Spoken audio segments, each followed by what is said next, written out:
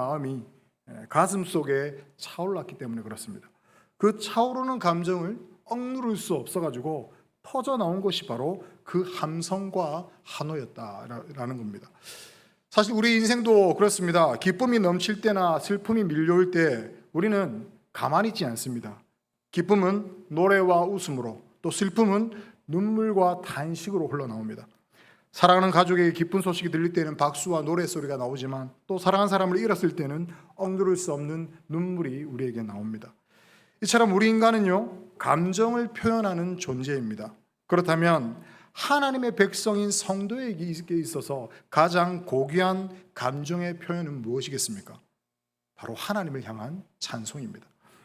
우리의 마음 깊은 곳에서 하나님을 향한 감사와 경외와 사랑이 넘칠 때에 그것은 반드시 찬송으로 흘러나오게 되어 있다는 겁니다. 오늘 본문 시편 135편은 그런 찬송의 노래입니다. 이 시편 기자는 이 시의 시작을 뭐로 시작합니까, 여러분? 어떤 단어로 시작하죠? 할렐루야로 시작합니다. 할렐루야는 히브리어로 여호와를 찬양하라 이런 뜻입니다. 단순히 노래하라라는 그런 명령이 아니라 너희 모두가 힘을 다해서 하나님을 찬양하라라는 그런 외침입니다.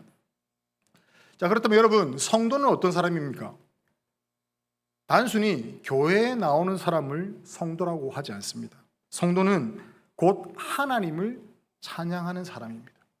하나님을 향한 찬송은, 하나님을 향한 그 찬양은 우리의 신분을 드러내는 그런 표지다라는 거죠. 우리가 숨을 쉬듯이 성도는 하나님을 찬송하면서 살아가는 존재다라는 겁니다. 찬송이 없는 신앙은요, 마치 숨이 끊어진 몸과 같습니다. 그래서 우리는요, 스스로 물어야 됩니다. 나는 무엇을 노래하며 살아가고 있는가? 내 입술에서는 어떤 노래가 가장 많이 흘러나오고 있는가? 여러분 한번 생각해 보십시오. 이번 한 주간 여러분의 입술에서, 아니 여러분의 들리는 귀에서 어떤 것들이 많이 흘러나왔습니까? 트로트입니까? 혹시 세상 노래와 불평과 원망이 내 입술을 채우고 있지는 않습니까? 아니면 정말로 하나님을 향한 찬송이 내 삶의 습관과 리듬이 되고 있는지 우리가 한번 돌아보자라는 겁니다. 그런 측면에서 오늘 본문은요, 우리에게 아주 중요한 질문을 합니다. 어떤 질문을 던지냐면요, 왜 우리는 하나님을 찬송해야 하는가? 여러분, 왜 우리가 하나님을 찬송해야 합니까? 오늘 시편 기자는 이 말씀을 통해서 저는 세 가지 이유를 한번 살펴보려고 합니다. 그래서 이 이유를 살펴보면서 우리의 삶 속에 하나님을 향한 찬양이 어떻게 회복되고 또 깊어져야 되는지 우리 함께 깨닫기를 소망합니다. 첫째로는요, 우리가 하나님을 찬송해야 하는 이유는 하나님은 선하시기 때문에 그렇습니다. 오늘 3절 말씀입니다. 여호와를 찬송하라. 여호와는 선하시며 그의 이름이 아름다우니 그의 이름을 찬양하라. 여러분, 하나님은요, 그 자체로 선하신 분이십니다. 세상의 신들은 사람을 속이고 억압합니다. 우상은 우리를 자유롭게 해주는 것 같지만 결국 속박으로 이끈다라는 거죠. 그러나 여호와 하나님은 언제나 선으로 우리를 대하시고 그의 자녀들에게 가장 좋은 것으로 주시는 우리 아버지십니다. 물론 우리의 삶에 고난이 찾아올 때는요, 잘 이런 것들이 이해되지 않을 수가 있습니다. 그 순간에는 도저히 납득할 수 없는 일처럼 보이죠. 그러나 시간이 지나고 뒤를 돌아보면 그 고난의 자리에도 하나님의 선하신 뜻이 있었음을 우리가 깨닫게 된다는 겁니다. 환난을 통해서 믿음이 자라나고 눈물이 씨앗이 되어서 감사의 열매를 맺습니다. 결국 우리는 하나님께서 선하시다는 사실을 고백할 수밖에 없다라는 겁니다. 다시 말씀드리지만 우리가 하나님을 찬송해야 하는 이유는 무엇보다도 그분의 행위 이전에 하나님 자신이 선하시기 때문에 그렇습니다. 하나님은 본질적으로 거룩하시고 사랑이시고 신실하시고 영원토록 변함이 없으신 분이십니다. 하나님의 성품 자체가 바로 찬송의 이유다라는 거죠. 그래서 시편 기자는 3절에 이렇게 이야기합니다. 그의 이름이 아름다우니. 하나님의 이름은 그의 성품과 인격을 담고 있습니다. 여호와라는 이 이름은 변치 않으시는 언약의 하나님, 우리와 함께 하시는 임마누엘의 하나님을 의미합니다. 여러분, 우리가 하나님의 그 이름만 불러도 힘이 생기지 않습니까? 여러분, 힘들고 어려울 때에 주여 하고 부르면 위로가 됩니다. 어려운 가운데에 예수님 하고 부를 때에 우리의 두려움이 사라집니다. 사람들은 막다른 길에 몰리면요, 결국 하나님의 이름을 찾게 된다는 거죠. 믿지 않는 사람들조차 위급할 때 하나님 살려주십시오 하고 외치는 것을 보게 됩니다. 그만큼 하나님의 이름에는 능력이 있습니다. 그렇습니다. 하나님의 이름은 그 자체로 능력이고 우리의 영혼을 소생케 하는 힘입니다. 그러므로 우리는 어떠한 상황에서도 이 믿음을 붙들어야 됩니다. 내가 이해하지 못하는 현실 속에서도, 내가 생각으로는 설명되지 않는 그런 아픔 속에서도 하나님은 여전히 선하시다라는 거죠. 여호와는 선하시다. 이 믿음을 붙잡을 때에 우리는 절망 속에서도 찬송을 할 수 있습니다. 눈물 속에서도 감사할 수 있고 고통 속에서도 소망을 노래할 수 있습니다. 오늘 우리가 입술을 열어서 찬송하는 것은 단순한 습관이 아닙니다. 그것은 하나님이 선하시다는 믿음의 고백이며 우리의 신앙을 세우는 고백이고 영혼의 호흡입니다. 하나님이 선하시다는 이 진리를 우리가 붙잡을 때에 우리의 찬송은 흔들림 없는 신앙의 고백이 됩니다. 성도 여러분, 우리가 하나님을 찬송하는 것은 단순한 선택이 아니라 마땅한 일이며 반드시 해야 할 일입니다. 우리의 상황이 좋을 때뿐만 아니라 이해할 수 없는 그런 고난의 순간에도 하나님은 선하시다라는 이 믿음을 붙잡고 항상 하나님을 찬송해야 한다는 겁니다. 이것이 흔들리지 않는 신앙인의 고백이고 눈물 속에서도 감사할 수 있는 그런 힘입니다. 결국 하나님은 선하시다라는 이 사실 하나만으로도 우리는 평생토록 그 하나님을 찬송할 이유가 충분하다라는 겁니다. 자, 시편 기자는요, 여기서 한 걸음 더 나갑니다. 하나님이 선하실 뿐만 아니라 그 선하신 하나님께서 우리를 특별한 소유로 택하시고 지금도 지키신다라는 뜻입니다. 두 번째로 우리가 하나님을 찬송해야 하는 이유는 하나님께서 우리를 택하시고 지키시는 분이시기 때문에 그렇습니다. 오늘 본문 4절 말씀입니다. 여호와께서 자기를 위하여 야곱 곧 이스라엘을 자기의 특별한 소유로 택하셨음이로다. 하나님은 이스라엘을 그냥 지나치지 않으셨습니다. 죄와 절망 가운데 방황하던 그들을 찾아내셔서 구원의 길로 불러주셨습니다. 애굽에서 노예됐던 이스라엘을 건지시고 아모리 왕 시온과 바산 왕 옥을 무너뜨리시고 마침내 가나안 땅을 그들에게 기업으로 주셨습니다. 이는 하나님께서 자기 백성을 붙드시고 지키신다는 것을 분명히 보여주고 있습니다. 이것이 바로 은혜입니다. 여러분, 우리가 남보다 더 착하고 더 지혜롭고 더 의로워서가 아닙니다. 전적으로 하나님의 주권적인 은혜로 우리를 택하여 불러주셨기 때문에 이 모든 것이 가능한 것입니다. 하나님께서 너는 내 것이다 라고 말씀하셨기 때문에 우리는 오늘 이 자리에서 구원받은 하나님의 백성으로 이렇게 함께 예배드릴 수 있게 된 것입니다. 그러므로 이 은혜를 깨닫는 자의 입술은 여전히 하나님을 찬송할 수밖에 없다는 거죠. 그렇다면 이 구원받은 백성들에게 있어서 가장 소중한 이름이 있는데 그것이 무엇일까요? 바로 예수님입니다. 예수라는 이름의 뜻은 여호와는 구원이시다라는 뜻입니다. 여호와의 이름이 역사 속에서 구체적으로 나타난 것이 바로 이 예수님의 이름입니다. 우리가 예수님의 이름으로 구원받았다는 사실보다 더 그 큰 기쁨과 영광은 없습니다. 우리가 예수님의 이름으로 구원받을 수 있었던 이유는 바로 그분이 십자가에서 우리 죄를 대신하여 죽으셨기 때문에 그렇습니다. 그리고 사흘 만에 다시 살아나심으로 사망 권세를 이기셨습니다. 우리의 찬송은 이 십자가와 부활의 은혜에 대한 응답입니다. 예수님의 십자가는 하나님의 사랑의 절정이며 그 부활은 우리의 소망입니다. 찬송은 단순한 노래가 아니라 복음에 대한 신앙 고백이다라는 거죠. 세상의 부귀와 명예, 성공이 아무리 화려하다 해도 예수님의 이름으로 죄에서 해방되고 영원한 생명을 얻은 은혜와는 비교조차 할 수도 없다라는 겁니다. 성도는 언제나 예수님의 이름을 의지해야 됩니다. 우리의 삶이 때로 힘들고 답답하고 억울한 일을 당할 때도 나는 하나님의 택함 받은 백성이며 특별한 소유다. 나는 예수님의 이름으로 구원받은 자다. 이 믿음을 붙들면 우리는 눈물 속에서도 찬송할 수 있을 줄로 믿습니다. 오늘 시편 기자는 13절 14절에서 계속 이렇게 고백합니다. 여호와여 주의 이름이 영원하시나이다. 여호와여 주를 기념함이 대대에 이르리이다. 여호와께서 자기 백성을 판단하시며 그의 종들로 말미암아 위로를 받으시리로다. 하나님의 이름은 영원합니다. 세상의 이름은 금세 잊혀지고 사라지지만 하나님의 이름은 대대에 기억됩니다. 그리고 하나님은 자기 백성을 잊지 않으십니다. 억울한 자의 눈물을 닦아주시고 쓰러진 자의 자를 붙드시며 끝까지 지켜주십니다. 마치 부모가 자녀를 품에 안을 때에 아이가 평안히 잠드는 것처럼 하나님이 우리를 품으실 때에 우리는 참된 안식을 누릴 수가 있습니다. 여러분, 우리가 하나님께 택함받은 특별한 소유라는 사실을 항상 기억하시기 바랍니다. 우리의 신분이 하나님의 자녀다라는 사실을 확인하시기 바랍니다. 확신하시기 바랍니다. 그럴 때에 우리는 어떠한 상황 속에서도 하나님을 찬양할 수 있습니다. 그러므로 오늘 우리의 입술이 이렇게 고백되기를 원합니다. 나는 하나님의 특별한 소유다. 나는 예수님의 이름으로 구원받은 자다. 나는 두려움 없이 찬송하리라. 이 고백은 단순한 다짐이 아닙니다. 이 고백은 하나님께서 이미 우리 안에 행하신 구원의 역사를 확인하는 겁니다. 내가 넘어질 때도, 내 믿음이 흔들릴 때도 하나님께서 나를 붙드시고 계시다는 사실을 우리는 항상 기억해야 한다라는 겁니다. 찬송은 우리의 상황에 따라 바뀌는 것이 아닙니다.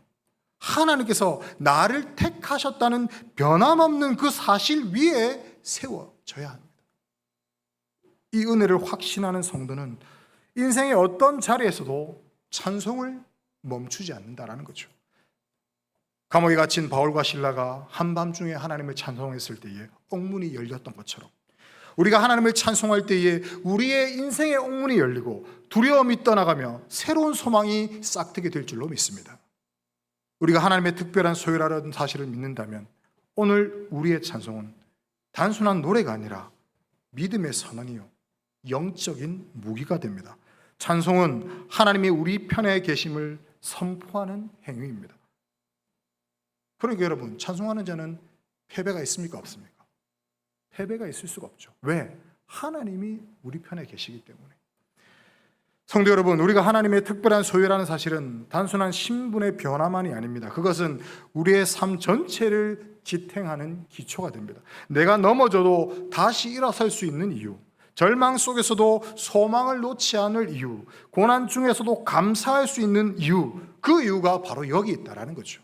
하나님이 나를 붙드시고 지키신다는 사실, 그 은혜의 언약이 흔들리지 않는 진리이기 때문에 그렇습니다. 그러므로 우리가 부르는 찬송은요, 단순한 음악이 아닙니다. 찬송은 나는 하나님의 자녀다, 나는 하나님의 특별한 소유다 라는 그런 선포요, 세상과 사단 앞에서 외치는 믿음의 선언입니다. 우리가 이 믿음을 붙들고 찬송할 때에 절망의 문이 닫히고 소망의 문이 열립니다. 두려움이 떠나가고 하나님의 위로와 평강이 우리의 마음을 가득 채운다라는 겁니다. 바로 이것이 성도의 특권이죠. 하나님께 택함 받은 자로서 언제 어디서나 찬송할 수 있는 특권, 그것이 오늘 우리에게 주어진 복입니다. 그러므로 성도는 어떤 자리에서도 찬송을 멈추지 않습니다. 찬송은 하나님이 우리와 함께 계심을 드러내는 가장 확실한 증거이며 동시에 영적 전쟁의 가장 강력한 무기입니다. 이처럼 하나님께서 선하시고 또 우리를 특별한 소유로 택하시며 지키시는 분이라는 사실만으로도 우리는 충분히 하나님을 찬송할 이유가 됩니다. 그런데 하나 더 살펴볼 것은 우리가 여호와를 찬송해야 하는 이유는 하나님은 세상의 우상과는 비교할 수 없는 참 신이시기 때문에 그렇습니다. 세 번째로 살펴볼 것이 그렇습니다. 세상의 우상과는 비교할 수 없는 참 신이 바로 우리 하나님이십니다. 오늘 15절부터 18절까지 말씀인데 제가 읽어드리겠습니다. 열국은 우상의 은금이요 사람의 손으로 만든 것이라. 입이 있어도 말하지 못하며 눈이 있어도 보지 못하며 귀가 있어도 듣지 못하며 그들의 입에는 아무 호흡도 없나니 그것을 만든 자와 그것을 의지하는 자가 다 그것과 같으리로다. 여기서 우리는요 시편 특유의 문학적 구조를 볼 수 있습니다. 이 시편 히브리어 시는요 종종 이 평행법을 사용해서 같은 의미를 반복하거나 이렇게 강조를 하는데요. 뭐 보면 말하지 못하며 보지 못하며 듣지 못하며 뭐 아무 호흡도 없나니 뭐 이런 표현은 단지 설명이 아니라 반복을 통해서 우상의 무능함을 강하게 드러내는 그런 시적 기법입니다. 오늘 본문은 이 반복을 통해서 우상을 의지하는 것이 얼마나 어리석은지를 사람들에게 각인을 시켜주고 있다는 거죠. 그렇습니다. 시편 기자는 당시 열방 사람들이 섬기던 그런 우상의 실상을 적나라하게 드러내고 있습니다. 겉으로는 은과 금으로 화려하게 꾸며져 있지만 실상은 아무 생명도 아무 능력도 없는 그런 인간의 손으로 만든 조각품에 불과하다라는 겁니다. 제가 이제 건강을 위해서 아침마다 자전거로 운동을 하는데요.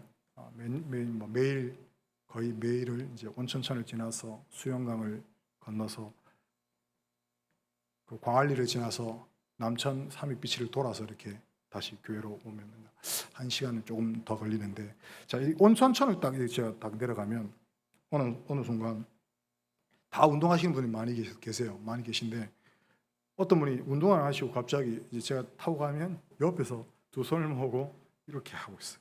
네. 그래서 내가 너무 저분 많은 분이 하고 그냥 지나갔죠. 근데 다음 날 또 이렇게 하고 있어요. 또 이렇게 여기서 저를 바라보고 하고 있는 거죠. 뭐 하나 너무 궁금하더라고. 그래서 그분이 뭘 보고 했냐 제가 옆을 딱 쳐다보니까 절이 하나 있어요. 그러니까 온천천이 있고 위에 도로가 있고 도로 건너편에 절이 하나 있는데 절 이름이 정확하게 기억 안 나는데 뭐 용문산가 뭐 하여튼 뭐 하나 있더라고요. 그 절을 향해서 두 손을 모으고 이렇게 하고 있더라고요. 근데 그걸 딱 보는 순간에 참 안타깝고 그분의 영혼이 참 불쌍해 보였습니다. 여러분 왜 그렇겠습니까? 오늘 본문에 나오듯이 사람의 손으로 만든 우상에게 절하는 행위이기 때문에 그렇습니다. 세상의 모든 신은 오늘 본문이 뭐라고 말씀하고 있습니다. 입이 있어도 말하지 못하고 눈이 있어도 보지 못하고 귀가 있어도 듣지 못하는 죽은 신상이다라는 겁니다. 그래서 우상을 섬기는 자들은 결국 그 우상처럼 어리석고 무능력한 자가 될 수밖에 없다고 오늘 말씀하고 있습니다. 오늘 우리가 살아가는 이 시대도 여전히 우상은 존재합니다. 단지 모양만 바뀌었을 뿐이죠. 돌과 나무로 만든 우상이 여전히 남아있지만 요즘은 뭐가 우상이 되어버렸습니까? 돈과 권력과 성공과 쾌락이 우상이 되어버렸습니다. 모르겠습니다. 옛날에도 그랬지만 요즘은 사람들이 돈만 있으면 다 행복할 줄 믿습니다. 돈만 있으면 모든 문제가 해결될 것처럼 그렇게 생각합니다. 그래서 돈을 위해서 가정을 무너뜨리고 심지어는 양심과 신앙까지 팔아버립니다. 그리고 이제는 우상이라는 것이 눈에 보이지 않는 마음의 문제로까지 찾아오는 것을 보게 됩니다. 돈이 없으면요, 불안해집니다. 건강이 흔들리면 절망해버립니다. 자녀 문제로 낙심해버립니다. 사람들의 인정을 받지 않으면 살아갈 힘이 꺾여버립니다. 이것이 바로 보이지 않는 우상이다라는 거죠. 하루 종일 스마트폰을 붙들어도 말씀은 펼치지 못한다면 이미 우리는 우상에게 마음을 빼앗겨 버린 것입니다. 그러나 성도는 이런 것에 매이지 않고 오직 하나님만 붙들어야 하는 줄로 믿습니다. 오늘 성경 분명히 말합니다. 18절에 그것들을 만든 자와 그것을 의지하는 자가 다 그것과 같으리로다. 돈이 우상이 되면 결국 돈처럼 차갑고 무정한 사람이 되고 맙니다. 또한 권력과 명예를 우상으로 삼는 사람도 있습니다. 권력의 자리에 오르면 마치 영원토록 군림할 수 있을 것 같지만 그건 착각입니다. 역사는 증언하죠. 아무리 강력한 제국도 아무리 위대한 왕도 결국 무너져버리고 말았습니다. 우상은 인간이 만든 것이지만 하나님은 우리를 지으신 창조주십니다. 우상은 아무 말도 하지 못하지만 하나님은 말씀하시며 지금도 우리의 기도에 응답하시는 분이십니다. 우상은 아무 능력도 없지만 하나님은 천지를 창조하시고 지금도 세계를 다스리시는 분이십니다. 우상은 죽어있는 형상일 뿐이지만 하나님은 살아계셔서 영원히 우리의 찬송을 받으신 분인 줄로 믿습니다. 그러니 여러분 우리가 우상을 의지할 이유가 없습니다. 오직 하나님만이 우리의 피난처시요 산성이 되시며 우리가 찬송할 이유가 된다는 겁니다. 여러분 그래서 우리 스스로 한번 되물어 봐야 됩니다. 우리에게. 나는 지금 무엇을 의지하고 살아가고 있는가? 내 안에 우상은 무엇인가? 돈이 없으면 불안하고 권력이 없으면 초라하고 사람들의 인정이 없으면 견디지 못하는 그런 삶을 내가 살고 있지는 않는가? 우리가 한번 돌아봐야 된다는 거죠. 만약 그렇다면 그건 우상입니다. 다시 말씀드리지만 성도가 붙잡아야 할 것은 우상이 아니라 하나님을 붙들어야 합니다. 그래서 우리 입술에서 이런 고백이 흘러나와야 됩니다. 주님, 저는 돈이 아니라 주님을 의지합니다. 권력이 아니라 주님을 붙듭니다. 세상의 쾌락이 아니라 주님의 은혜를 사모합니다. 주님만이 나의 하나님이십니다. 나는 오늘도 주님을 찬송합니다. 할렐루야. 그렇기 때문에 우리는 날마다 하나님을 찬송해야 하는 줄로 믿습니다. 여러분, 오늘 우리의 찬송이 단순한 노래가 아니라 우리의 신앙 고백이 되기를 원합니다. 찬송이 우리의 무기가 되기를 원합니다. 찬송이 우리의 승리가 되기를 바랍니다. 찬송하는 성도를 통해 가정이 회복되고 교회가 새 힘을 얻고 이 땅 가운데 하나님의 나라가 확장될 줄로 믿습니다. 하나님은 여러분을 부르시고 예수 그리스도를 통해서 구원의 길을 여셨습니다. 예수님의 이름을 부르면 누구든지 구원을 얻을 수 있습니다.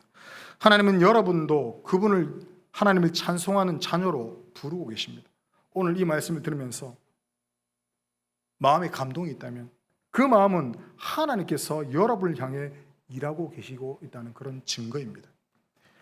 오늘 말씀 맺겠습니다. 사랑하는 성도 여러분, 오늘 시편 135편은 우리에게 분명히 선포합니다.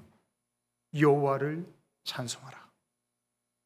우리가 하나님을 찬송해야 하는 이유는 하나님은 선하시고 우리를 특별한 소유로 택하시고 세상의 우상과는 비교할 수 없는 참 신이시기 때문에 그렇습니다. 오늘 우리의 삶의 자리가 어디에 있든지 우리는 찬송할 수가 있습니다.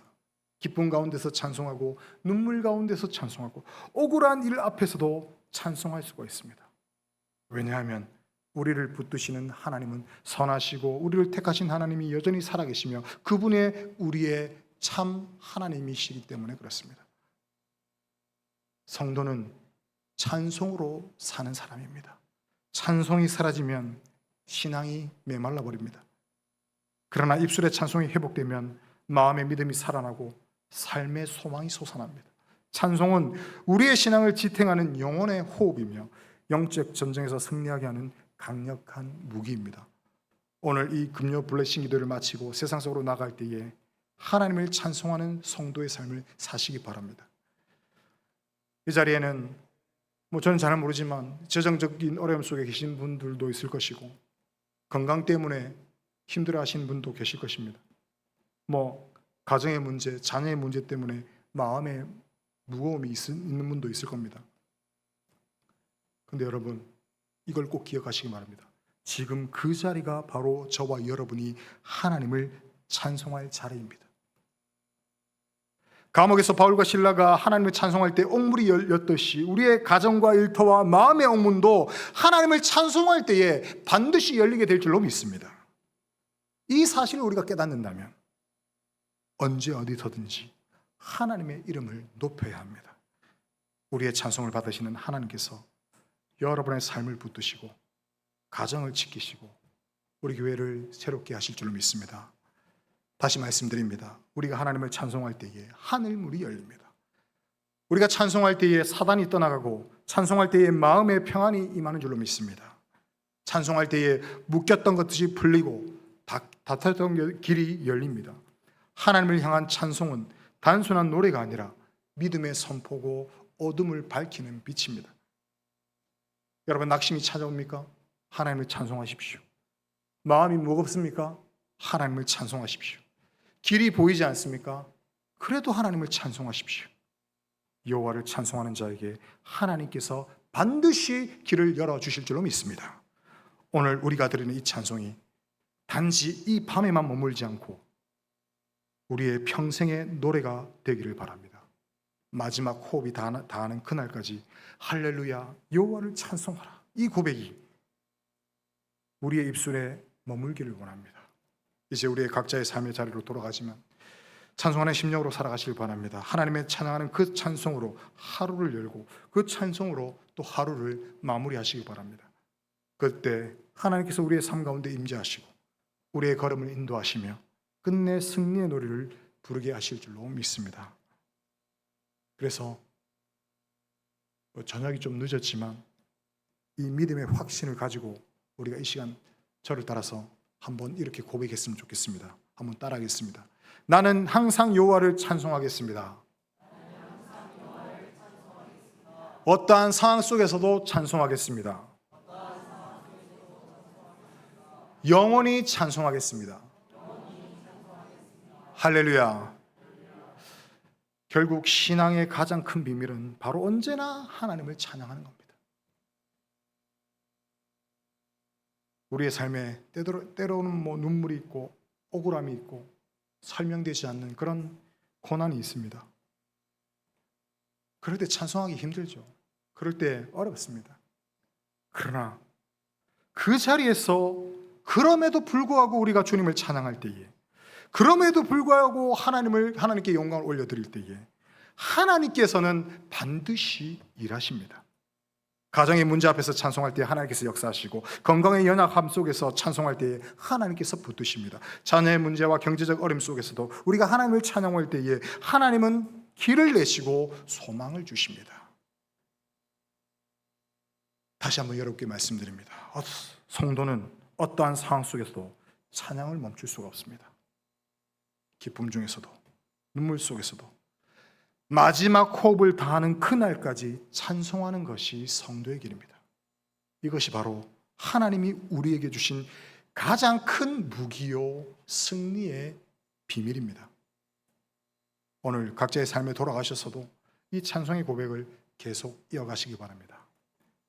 이제 매일 아침 눈을 뜰 때에, 내일 아침에 눈을 뜨실 때 이렇게 한번 고백해 보십시오. 새날을 주신 하나님 찬양합니다. 그리고 하루의 마무리를 하실 때도 오늘 하루를 인도해 주신 하나님 찬양합니다 라고 한번 고백해 보십시오. 그럴 때에 하나님께서 여러분을 지키시고 여러분의 가정을 지키시고 인생의 걸음을 인도하시고 마침내 승리의 노래로 마무리하게 하실 줄로 믿습니다. 그래서 주님 다시 오는 그날까지 오직 하나님만 찬양하며 영광 돌리는 복된 성도님들이 되시기를 주님의 이름으로 축원합니다. 우리 말씀을 생각하면서 한번 기도했으면 좋겠습니다. 우리 기도할 때에